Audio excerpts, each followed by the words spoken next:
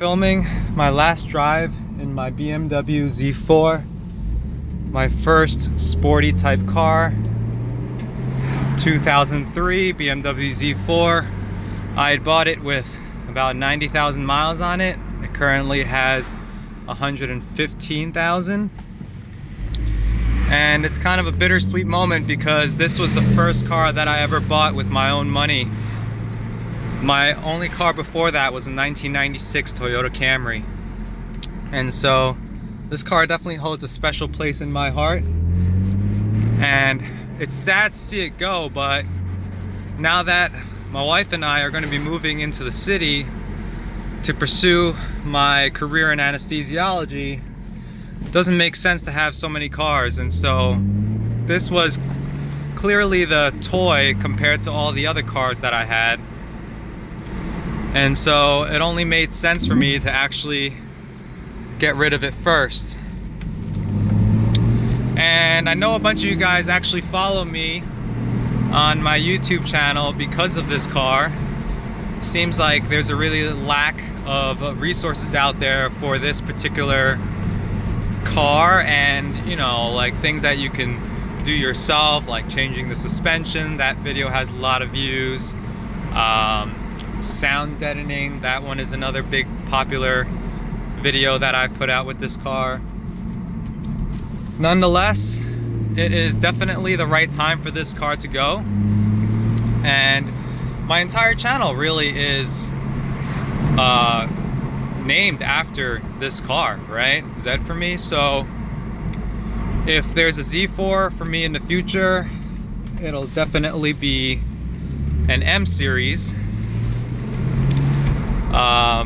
So maybe the channel name will one day make a lot of sense again, but I think this is definitely a good end to this chapter.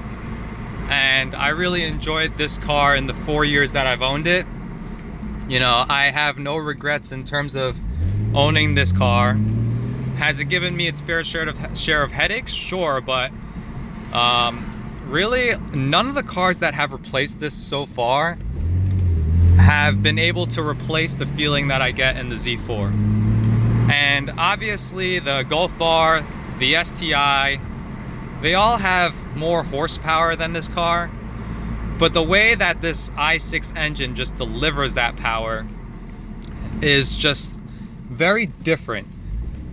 This car, if you are in any gear and you just step on it, it just instantaneous response. So that naturally aspirated inline 6-cylinder 3-liter engine producing around 230 horsepower has a more visceral feeling than the Golf R, which produces almost 400 horsepower but suffers from that lack of instantaneous power, that turbo lag, if you may say. And so I know in the future for me, I will definitely be getting some large naturally aspirated engine, and certainly chasing after this kind of visceral feeling that this car gave me. And obviously it also helps that this car is a convertible. It just basically a lot of memories for my wife and I.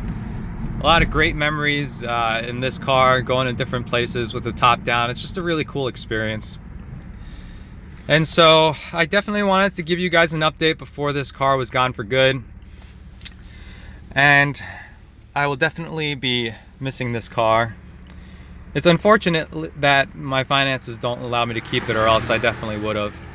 But honestly, this has been a great car, and I keep saying it over and over again just because of how much I think I'm gonna miss it. So with that being said, I'm Z for me, as I always say. Thank you guys for watching. I will see you guys in the next one.